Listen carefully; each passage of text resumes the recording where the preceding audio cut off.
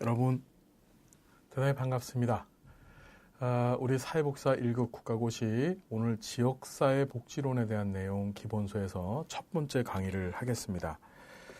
자, 지역사회 복지론이 여러분 뭐예요? 여러분들이 생각하는 지역사회 복지론이라는 게 뭘까?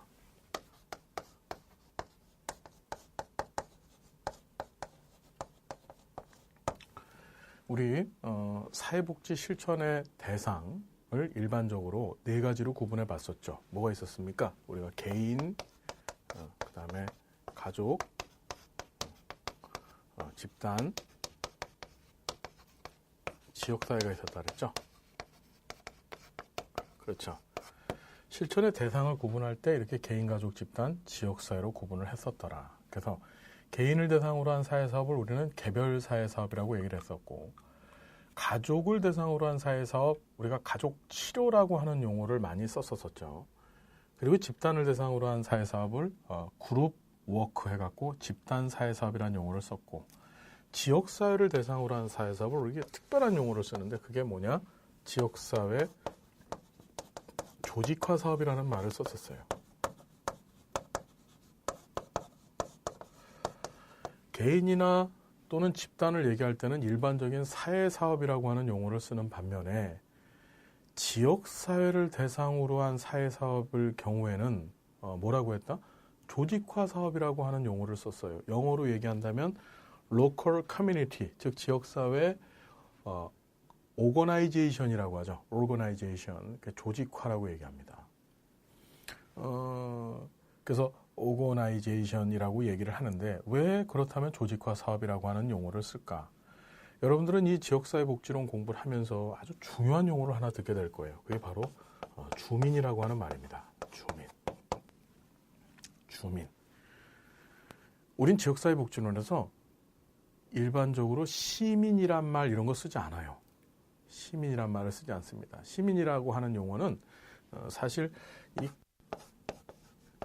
시민이라고 하는 용어가 언제 등장했나요, 여러분? 이게 그 중세 봉건제 시대, 그 다음에 절대 왕권제 시대가 끝나면서 그 끝나는 것을 유도했던 사건이 우리 시민혁명이죠. 그 시민혁명을 촉발했던 사람들이 바로 뭡니까? 시민이에요. 시빌라이제이션, 영어로 시빌라이제이션이라고 하죠. 이 시민이라고 하는 의미에는 어떤 게 들어있냐면은 정치 또는 경제적인 이득자 또는 우선권자들의 의미가 이 시민 안에 들어져 있어요. 왜 그러냐면은 우리가 시민혁명 말씀을 드렸어요. 우리 서구 유럽에서 3대 시민혁명이 있었었죠. 첫 번째로 영국의 명예혁명이 있었었고, 그 다음에 두 번째로 미국의 독립혁명이 있었었고, 세 번째로 프랑스의 대혁명이 1789년에 있어서 이 3대 시민혁명이 이루어졌습니다. 근데 중요한 게 이 시민혁명을 이끌었던 사람들이 사회 하류층, 즉 경제적으로나 또는 정치적으로 전혀 힘을 갖고 있지 않았던 사람이 아니었었어요. 이걸 이끌었던 사람들이 주로 누구였냐? 우리 얘기하는 부르주아라고 얘기하잖아요. 그죠? 경제적으로 또는 정치적으로도 기득권을 갖고 있었던 분들이 바로 이 시민혁명을 일으켰다는 것이죠. 그래서 우리는 사회복지에서는 시민이란 말 잘 안 써요. 안 쓰고 지역사회복지론에서는 주민이란 말을 씁니다. 주민은 영어로 located people이죠. 뭐냐면 locate, 그 지역에 거주하고 있는 사람이라는 의미예요.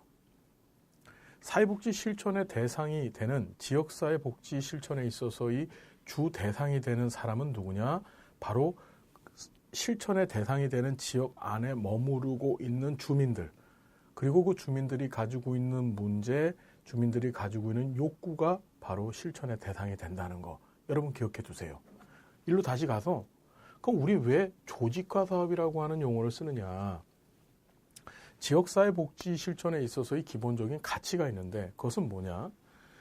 주민들 스스로가 자신들의 문제를 알고 그 다음에 자신들 스스로가 그 문제를 해결해 나가도록 하는 게 그게 지역사회 복지의 가장 우선적인 가치예요. 다시 한번. 주민 스스로가 자기 문제를 깨달아야 돼요. 아, 우리가 이런 문제가 있구나. 우리가 이런 욕구가 있구나를 주민들 스스로가 알고 그리고 주민들 스스로가 그 문제 해결을 하기 위해서 자신들의 욕구를 해결하기 위해서 어떻게 주민들 스스로가 노력하는 거예요. 그게 지역사회 복지의 최우선적인 가치입니다. 남이 해주는 게 아니라는 것이죠. 그때 자 보면 이런 주민들이 함께 참여하고 노력할 수 있도록 복지사가 하는 일은 뭐냐? 사회복지사가 하는 일은 그들이 하나로 뭉쳐질 수 있도록 조직화시켜주는 게 가장 주요한 일이다. 무슨 말인지 알겠습니까? 그래서 자 조직화가 되면 주민들이 열심히 자기 문제를 알고 자기 문제 해결하기 위해서 모일 거 아니에요. 그걸 우리는 뭐라고 얘기하냐면 주민 참여라고 하는 말을 써요. 뭐라고요, 여러분? 주민 참여. 자, 지역사회 복지론에서 제일 중요한 키워드가 바로 이 주민 참여예요. 지역사회 복지 실천하면 그저 주민 참여시키려고 하는 것이다. 이렇게 이야기하여도 전혀 문제가 없어요. 이해되죠? 무슨 얘기인지? 주민을 조직화시켜서 그들이 열심히 자신들의 문제에 능동적으로 참여할 수 있도록 만들어주는 것, 주민 참여, 그것이 바로 지역사회 복지론에 있어서 가장 중요한 용어라는 거 머릿속에다 담고 시작합니다. 이해되시죠? 자, 우리 교재 보니까 지역사회 관련 개념들이 쭉 나와요. 여기 보니까 지역사회, 커뮤니티 또는 로컬 커뮤니티라고 하죠. 보면 사회복지 활동 영역이자 사회복지 현장, 지역사회 그 자체가 지역사회 복지 실천이 될 수 있다. 지역사회가 지역사회 복지 실천을 하는 거예요. 지역사회 자체가. 정확히 더 얘기하면 지역사회 주민 자체가 지역사회 복지 실천의 객체가 아니라 주체라는 얘기죠. 지역사회 실천 또는 지역사회 복지 실천이라고 하는데 지역사회 복지 증진을 위한 전문적, 비전문적 활동이고 지역사회 보호라는 말이 등장을 해요. 이것도 뒤에 가서 또 공부하겠지만 기존의 시설 보호 위주의 서비스에서 탈피하여 지역사회와 상호 보완하여 서비스를 개선시키고자 등장한 개념. 자, 지역사회 보호 얘기 좀 해볼까요? 잠깐 얘기해 봅시다. 자, 우린 지역사회 보호라고 하는 말을 써요.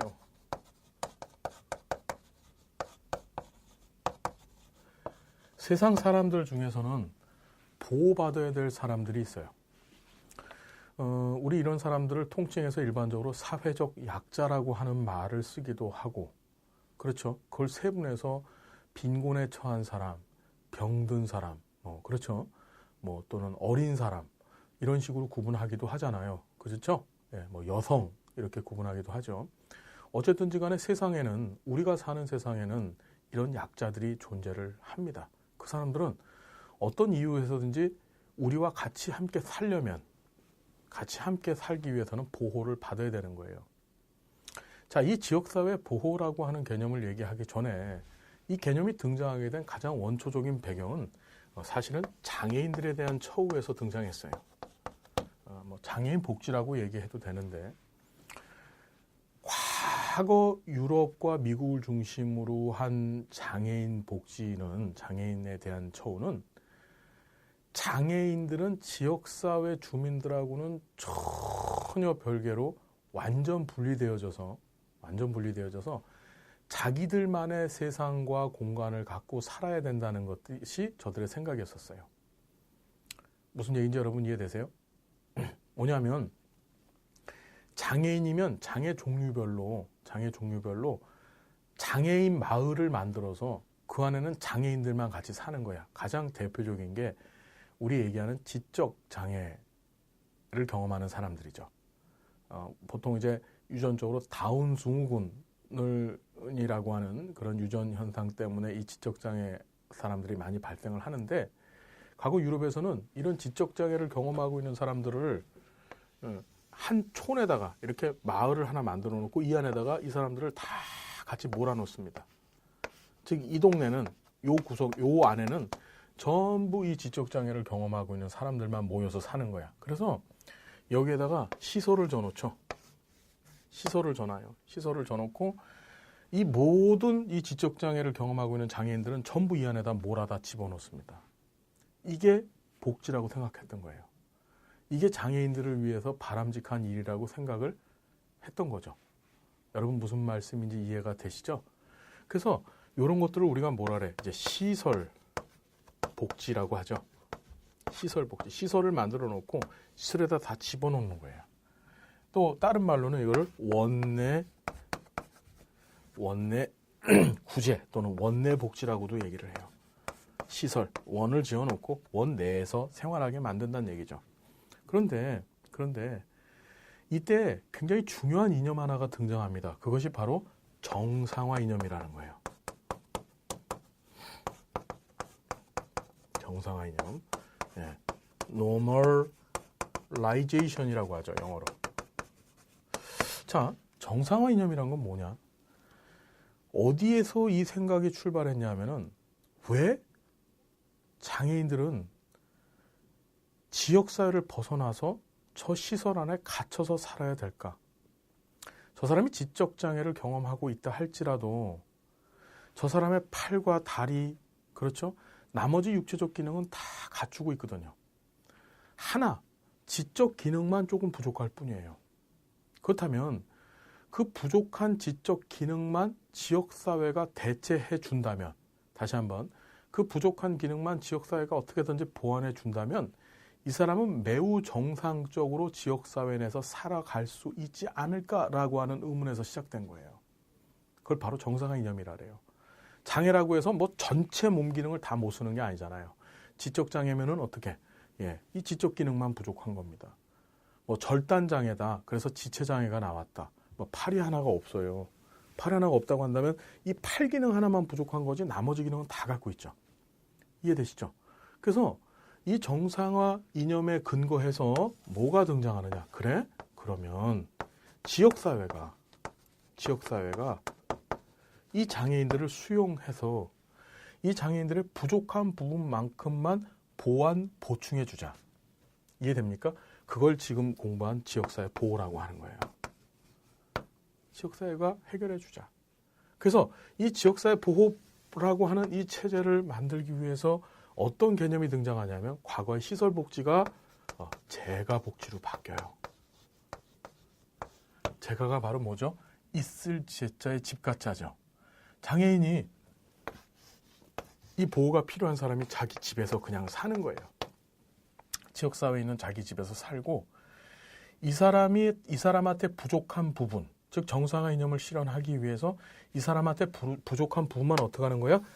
서비스가 지역사회 내에서 제공되어지는 거죠. 이해됩니까? 부족한 부분만 채워주면 돼요. 그럼 이 사람은 정상적으로 어떻게 지역사회를 기반으로 해서 생활하면서 살아갈 수 있다는 것이죠. 이게 바로 정상화 이념이에요.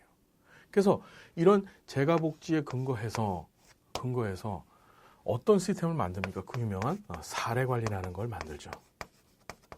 사례관리. 여러분 사례관리 공부하셨죠? 사례관리.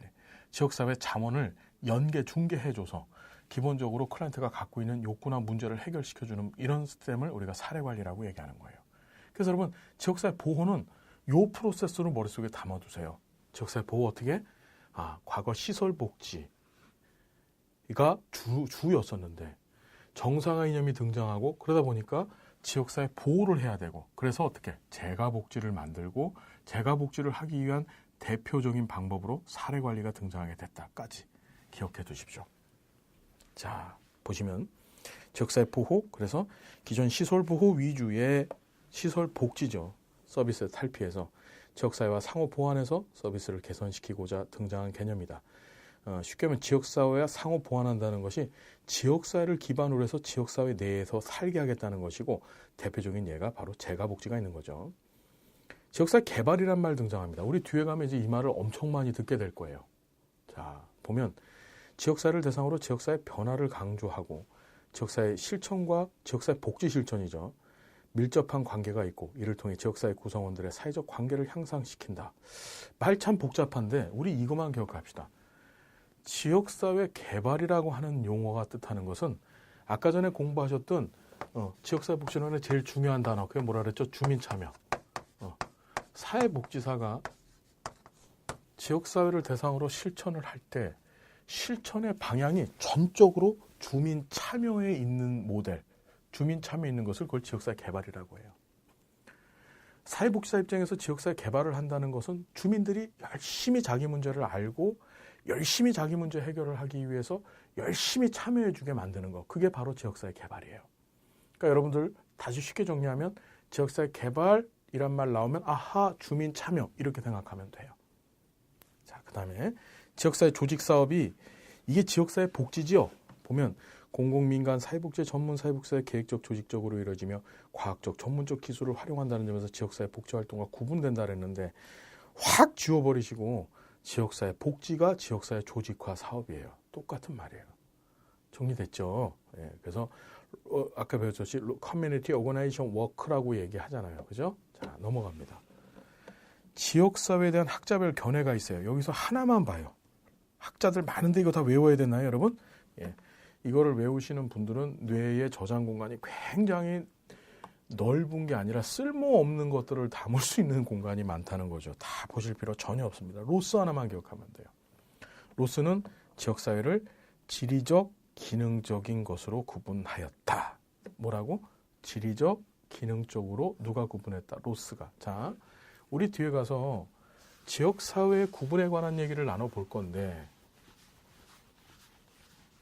지역사회 구분에 관한 얘기를 나눌 텐데 우리 지역사회를 일반적으로 크게 두 가지로 구분해요. 뭐냐면 지리적 의미에서의 지역사회와 기능적 의미에서의 지역사회로 구분해요. 이거 나눈 학자가 누구라고요? 로스예요. 이 로스라고 하는 사람을 우리가 여기서 한번 듣고 또 뒤에 가면 추진회라는 걸 공부할 거예요. 추진회, 어소시에이션. 추진회를 공부할 때 또 한번 들어볼 겁니다. 여하튼지 간에 자, 이 사람이 지역사회를 이렇게 구분했습니다. 자, 지리적 의미에서의 지역사회는 공간적 의미에서의 지역사회, 우리가 너무나 잘 알고 있는 개념이에요. 공간으로서 그 공간을 구분할 때 우리는 어떻게 구분하죠? 행정구역으로 구분하죠. 행정구역. 공간 구분 방법이 행정구역이잖아요. 그렇죠. 지리적으로 어떤 땅을 구분해낼 때 뭘로 구분합니까? 행정구역. 그래서 어떻게 시, 군, 구, 면, 동 이렇게 구분해내죠. 시군구나 읍면동으로 구분합니다. 이런 식으로 구분해낸 것을 우리가 지리적 의미에서의 지역사회예요. 뭐야? 나는 무슨 시에 산다? 그랬더니 옆에 있는 사람이 나도 그 시에 살아. 그럼 뭐야? 같은 주민이 되는 거야. 같은 주민이. 이해됩니까? 그게 바로 지리적 의미에 있어서의 지역사회고 기능적 의미에 있어의 지역사회라는 것은 뭐냐면 자, 이거 중요한데 요 근래 많이 등장하는 의미예요. 요 근래. 옛날엔 이 얘기를 잘 쓰질 않았었습니다. 이것은 뭐냐? 같은 목표 또는 주제 또는 의사소통 유형을 가진 사람들의 모임이에요. 그냥 기능적 의미에서 지역사회는 이렇게 생각하면 돼. 이것들을 통틀어서 우리는 관심사라고 얘기하는데 같은 관심을 갖고 있는 사람들의 모임을 기능적 의미에서의 지역사회라고 생각하면 돼요. 무슨 소릴까? 예를 들어 이런 거야. 요새 가장 많이 뜨는 이 기능적 의미에서 지역사회가 인터넷 공간 아시죠, 여러분? 인터넷 공간 가면은 카페라는 게 있잖아요. 카페. 그렇죠. 이 카페 안에 동호회 모임 같은 게 있죠. 동호회는 뭐죠? 예, 같을 동자에 관심, 좋아할 호자예요. 그러니까 어떤 것을 좋아하는 사람들이 같이 모여 있는 공간이야. 이 사람들이 커뮤니티를 조직하죠. 그 안에서. 커뮤니티라는 것은 우리가 지역사회라고도 번역이 되지만 공통의 의사를 갖고 있다라고 하는 그런 의미로도 되잖아요. 그래서 그 공간 안에서 서로의 얘기들을 합니다. 그 관심사를 갖고 얘기를 해요.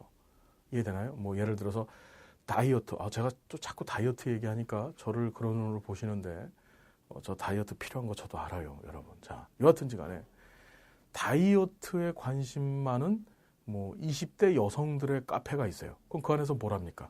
다이어트에 관해서 서로 의견이 왔다 갔다 하죠. 그렇죠, 여러분? 이해되나요? 자, 바로 그런 것도 뭐에 해당한다? 지역사회로 보겠다는 거예요. 그것도 커뮤니티예요. 그것도 지역사회로 봅니다. 그것을 뭐라고 한다? 기능적 의미에서 지역사회다.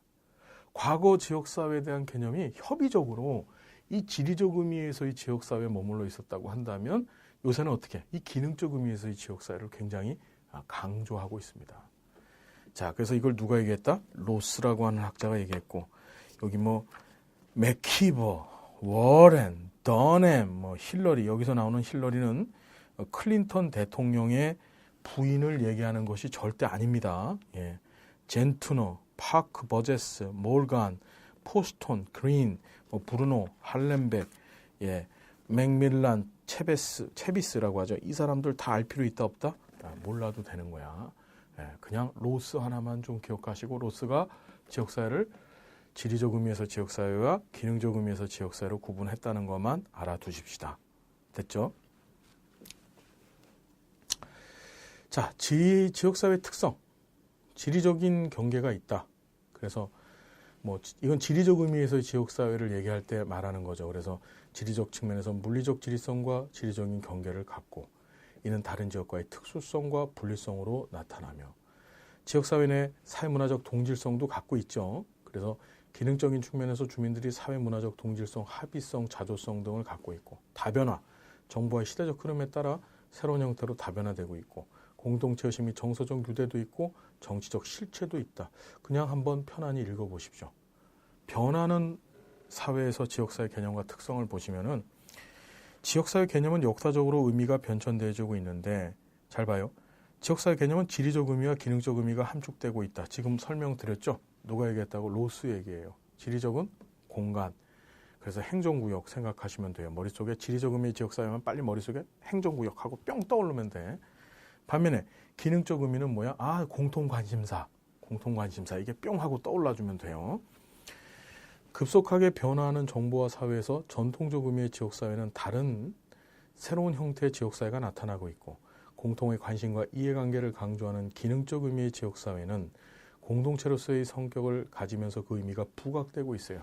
아까 말씀드렸죠? 과거에는 지역사회면 지리적 의미에서 지역사회였는데 시간이 지나가면서 이 기능적 의미의 지역사회를 더욱더 강조해 가고 있어요. 지금 무슨 시대예요? 국제사회. 그렇죠? 예, 영역이 허물어져 가고 있죠. 예. 자, 지역사회와 공동체 개념은 구성원의 동질적 정체성에 기초한 강한 정서적 유대를 갖고 있으므로 인간의 감정이나 행동으로 표출될 수도 있더라. 자, 여기서 키워드는 뭡니까? 과거에 이랬는데 이렇게 돼가고 있더라만 기억하시면 됩니다. 자, 지역사회 구분되어 있습니다. 여기 보니까 구분이 1번에 지리적 의미에서 지역사회가 있고 4번에 기능적 의미에서 지역사회가 있어요. 사실 이것만 좀 아시면 되거든요. 좀 복잡하게 얘기를 해놨는데 한번 봅시다. 지리적 의미에서 지역사회. 자, 지역적 특성에 의한 특수성과 분리성을 강조한 지역사회인데 주민들과 조직체의 지리적 분포에 이어지는 활동 영역 모든 지역사회는 사회이나 모든 사회가 지역사회는 아니다. 말 참 복잡한데 옆에다 그냥 행정구역 써놓으세요. 사회적 동질성을 띤 지역사회라고 돼 있는데 다른 지역과 구별될 수 있는 사회적 특성을 가진 독립적인 지역으로 지역사회 주민들의 합의성, 일체감, 공동생활 양식 이런 것들이 강조되는 지역사회. 볼 필요가 없거든요. 넘어갑니다. 지리적, 사회적 동질성 두 개 섞어놓은 거죠. 이것도 넘어갑니다. 기능적 의미에서 지역사회 아까 말씀드렸죠. 공통의 관심사. 그렇죠. 공통관심사. 이해관계에서 형성된 공동체, 그래서 직업, 취미, 활동 영역 등 기능적 수준에서 기초한 지역사회를 얘기했고 갈등의 장으로서의 지역사회도 우리 뒤에 가서 얘기할 건데 싸움질하는 지역사회라는 뜻이에요. 뭐냐? 지역사회에 존재하는 갈등 현상에 주목해서 지역사회 내 구성원들의 경제자원, 권력, 권위 등의 불평등한 배분에 대해서 갈등이 발생하고 이 갈등 관계를 통해서 지역사회 변동이 초래된다고 본다. 이 갈등의 장으로서의 지역사회를 이제 갈등이론이라고 얘기하는데 우리가 뒤에 가서 얘기할게요. 우리 여기서 건질 거는 지리적 의미에서 지역사회와 기능적 의미에서 지역사회가 있다는 정도만 기억해 주십시오. 부탁드립니다. 자, 우리 지역사회를 구분할 때 공동사회와 이익사회로 구분한 사람이 있죠. 이거 퇴니스라고 하는 사람. 이름이 뭐예요? 퇴니스가 이렇게 구분했는데 지역사회를 구성원의 결합의제에 따라서 공동사회, 우리가 게마인샤프트라고 하죠. 게마인샤프트. 그 다음에 이익사회, 게젤샤프트. 그래서 특히 산업사회 이후 금전적 혹은 기타 목적을 염두에 둔 객관적 동그라미, 계약에 의해서 이 이익사회 개념이 발전했다. 즉 뭐냐면 산업사회 이전에는 공동사회가 주였었는데 산업혁명, 산업사회 이후에 어떻게 게젤샤프트라고 불려주는 이익사회가 더 중시되어져 가고 있다. 이익사회는 계약관계에 의해서 만들어져 있고 공동사회는 주로 혈연 관계에 의해서 구성되어져 있다. 기억하실 거예요. 자, 보면 공동사회, 게마인샤프트, 가족이나 친족 등과 같이 혈연이나 자연의 애정적 정서적 결합에 의해 이루어진 공동사회다. 자생적으로 만들어진다. 즉 자연스럽고 자발적인 감정 정서 표현이 특징이고, 이익사회는 조합, 정당, 국가 등과 같이 객관적 계약, 조약, 협정 등에 의해서 이해타산적으로 이루어져 있다. 경제, 정치적, 합리적 이해에 의해서 간접적, 몰인간적 인간관계를 특징으로 하더라. 계약이기 때문에 그래요. 됐습니까? 자, 지역사회 기준이라고 나와 있는데 한번 볼게요. 자, 좋은 지역사회 기준, 이제 워렌이라고 하는 사람이 등장해요. 워렌. 워렌이라고 하는 사람이 등장하는데, 워렌을 지금 2번 공부할 건데, 이 좋은 지역사회 기준 얘기도 있는데, 그 다음 페이지에 보시면은 지역사회 기능의 비교 척도라는 얘기도 이 워렌이라는 사람이 하거든요. 한번 순서대로 좀 봅시다. 원래 비교 척도 얘기를 하고 해야지 더 이해가 될 텐데, 그냥 보면 구성원 사이에 인격적 관계가 이루어져야 되고, 권력이 폭넓게 분산되어져 있어야 돼요. 누구한테, 어떤 주민한테 하나로 몰려져 있으면 안 돼. 다 나누고 있어야 되고요. 다양한 소득, 인종, 종교, 이익 집단이 그 안에 있어야 되고, 지역 주민들의 자율권이 충분히 보장되어져 있어야 되고, 정책 형성 과정에서 갈등을 최소화하면서 협력을 최대화해야 된다까지. 자, 이런 거는 외울 필요는 없고 그냥 상식적인 수준에서 접근할 수 있죠. 시험에 한번 나왔고요. 지역사회 유형화 기준. 자, 던햄이라고 하는, 이름이 던햄이에요. 덜 구워진 햄이란 뜻이죠. 그렇죠? 덜 구워진 햄. 또 다니면서 덜 구워진 햄이라고 제가 그랬다는 얘기 하시면 안 되고요. 자, 보면 인구 크기. 그래서 가장 기본적인 유형으로서 인구 크기에 따라서 지역사회를 구분하더라. 대도시, 중도시, 소도시, 읍지역, 마을, 이런 얘기들 쓰죠. 인구 구성 특성에 따라서 지역사회 구성은 대다수의 경제, 인종적 특성에 따라 지역사회를 구분하더라. 저소득층 밀집 주거지역, 외국인 집단 거주지역, 이런 것들. 정부가 만들어 놓은 행정구역입니다. 그래서 행정상 필요에 따라 지역사회를 구분하는 것으로서 일반적으로 인구 크기를 중심으로 구분하지만 반드시 인구 크기에 비례하는 것은 아니더라. 그래서 우리나라에는 특별시, 서울에 특별시가 하나 있죠. 서울특별시. 그다음에 광역시, 도시, 그러니까 도가 있고, 그다음에 시군구가 있고, 읍면동이 있죠. 이 행정구역도 좀 잘 기억합시다. 시도가 있고, 시군구가 있고, 읍면동이 있어요. 이걸 좀 기억해 두셔야 될 이유가 뭐냐면은 나중에 이제 사회복지 법제론 우리가 공부를 해야 되는데, 그때 이 사회복지 관련된 법 체계들이 행정구역을 이렇게 시도, 시군구, 읍면동으로 이해하고 있어요. 다시 시도, 시군구, 읍면동으로 이해하고 있다. 좀 기억합시다.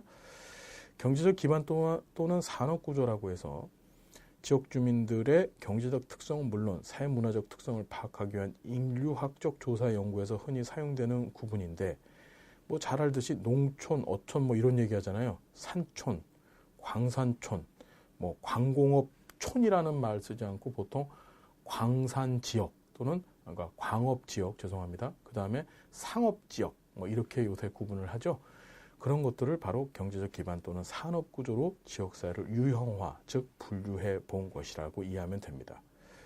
자, 여기까지 별로 중요한 거 없었어요. 지역사회가 뭔지만 좀 아시면 되고 기능적, 지리적이라는 말에 초점을 좀 두시면 되는데, 이제 지역사회 기능 및 비교 척도를 공부할 거예요. 여기서 길버트하고 스펙이라고 하는 사람이 등장합니다. 누구요? 길버트와 스펙. 다시 한번 이름이 뭐라고? 길버트 스펙. 이분은 이 지역사회복지론에서 한번 공부하고 또 뒤에 가면 사회복지 정책론에서 공부를 할 거예요. 사회복지 정책론에서 사회복지 정책 분석 틀이라는 것을 제시했거든요. 그래서 2번 나올 거니까 지금 미리 기억을 좀 해 두십시오. 정책론에서도 한번 볼 거다. 그래서 이분이 지역사회가 어떤 기능을 하고 그 기능을 수행하기 위해서 어떤 무엇인가를 만들었다라는 얘기를 해요. 굉장히 중요합니다. 시험에도 자주 등장을 했고요. 그 내용을 다음 시간서부터 진행을 하겠습니다. 여러분, 지역사회복지로는 처음이라 갖고 좀 천천히 나갔는데 어떻게 이해하실 만한가요? 예, 제가 강의하는 내용에 집중해 주십시오. 제가 중요하다고 하는 것들, 그것들 다 기억을 해 주시면은 어렵지 않게 접근할 수 있습니다. 믿어주셔서 정말 고맙습니다, 여러분. 오늘도 함께해서 너무나 감사하고 여러분, 다음 시간 또 행복하고 즐거운 모습으로 여러분 만나 뵙겠습니다. 여러분 고맙습니다.